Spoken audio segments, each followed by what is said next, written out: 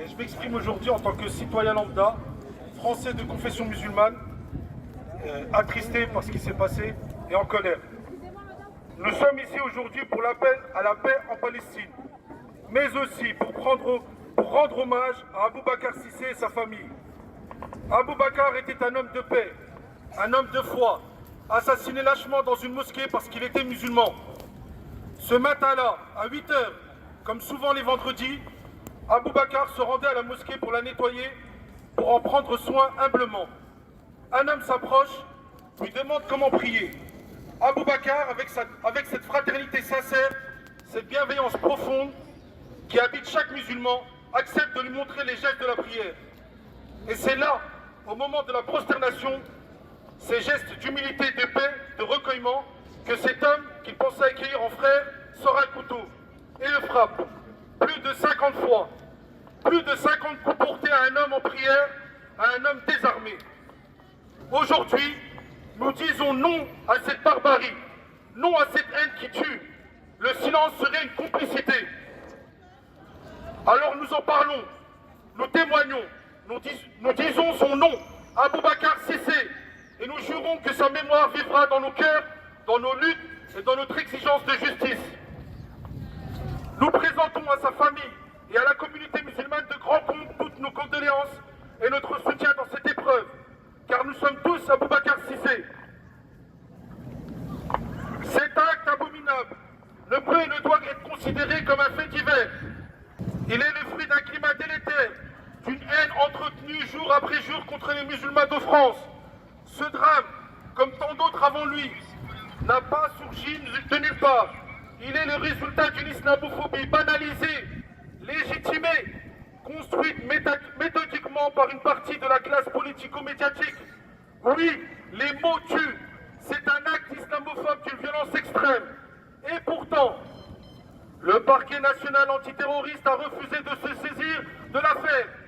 Le ministre de l'Intérieur a mis 48 heures pour se rendre sur place à la sous-préfecture et n'a même pas rencontré les responsables de la mosquée de la Grand Combe. Le maire de la commune a refusé de participer à la marche blanche. Le Sénat a refusé la minute de silence.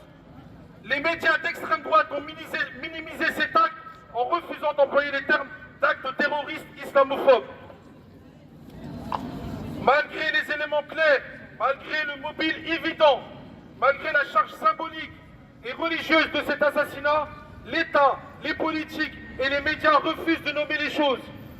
Ce silence, ce refus de qualification est une insulte à la mémoire d'Abou Bakar et à toutes les victimes de haine religieuse. Il révèle un deux poids deux mesures insupportable. Il révèle aussi une banalisation de l'islamophobie, jusque dans les institutions censées nous protéger. Mais cette haine, elle ne tombe pas du ciel. Elle est nourrie, entretenue, légitimée par des discours politiques irresponsables, par les médias qui répandent la peur et par des lois qui ciblent spécifiquement les musulmans, comme la loi dite contre le séparatisme. Aujourd'hui, à la tête du ministère de l'Intérieur, nous avons Bruno Retailleau, un homme qui, dans un discours public, a terminé par ces mots terribles: abat le voile. Quand un ministre en fonction s'en prend ainsi à des symboles religieux, quand il désigne une partie de la population comme problème, il ne fait pas que parler, il arme les esprits violents. Et cette haine, qui n'est pas d'aujourd'hui, est institutionnalisée avec la loi dite contre le séparatisme. Une loi qui ne vise pas le radicalisme violent, mais le simple fait d'être musulman est visible. Et je n'oublie pas, certains qui se disent de gauche humaniste, suivez mon regard, qui parlent de violence au lieu d'attaques terroristes, qui parlent de racisme au lieu d'islamophobie, terme qui est repris par toutes les instances internationales, participe insidieusement à ces climats islamophobes, comme ils refusent d'utiliser le mot génocide pour nos frères et sœurs palestiniens qui se font massacrer depuis des décennies. Et nous rétorquent, oui, mais Israël est la seule démocratie de la région et a le droit de se défendre. Il n'y a plus de défense quand il y a un génocide. Cette classe politique n'a rien de gauche, n'a rien d'humaniste. Elle applique comme tous les autres les deux poids deux mesures, nous considérant comme des Français de seconde zone. L'ensemble des classes politico-médiatiques, à part quelques exceptions, qui va de la France insoumise à l'extrême gauche, nous accusent de séparatisme, alors que ce sont eux qui divisent, nous parlent de laïcité, mais n'en font qu'une arme contre les croyants musulmans. Ils votent des lois contre le voile dans les compétitions sportives, contre les abayas à l'école. Ils visent nos associations, nos écoles comme l'acharnement que subit le lycée Averroès, nos lieux de culte, nos familles. Puis ils s'étonnent que certains se sont exclus de cette République. Mais la République, ce n'est pas cela. La République, c'est la liberté de conscience.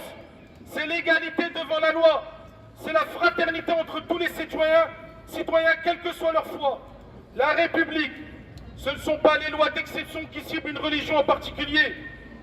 Ce sont des droits, des protections, un socle commun où chacun peut vivre sa foi en paix. Nous devons nous lever, pas seulement pour pleurer à Boubacar, mais pour refuser cette République dévoyée. Face à la haine, nous devons répondre par la dignité. Face à la violence, nous devons répondre par l'engagement. Je vous le dis, le changement ne viendra pas d'en haut, il viendra de nous. Alors que faire? Rester debout, parler, témoigner, se rassembler, refuser l'indifférence, défendre partout la justice et l'égalité.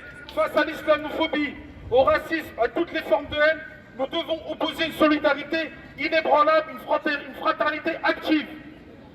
Boubacar Cissé n'est pas une victime de plus dont on doit tourner la page. Il est un repère moral, un repère de ce que la barbarie peut faire quand on laisse la peur remplacer l'humanité. En son nom, pour sa mémoire, pour Gaza, engageons-nous à ne pas détourner le regard, à élever la voix, à tendre la main. Car c'est ensemble, et seulement ensemble, que nous pourrons bâtir une société digne où personne n'aura à craindre de vivre sa foi, son origine ou son identité. Boubacar Cissé, on ne t'oubliera pas. Ton nom résonne dans nos cœurs et la lumière continue de briller dans nos luttes. Bravo, bravo.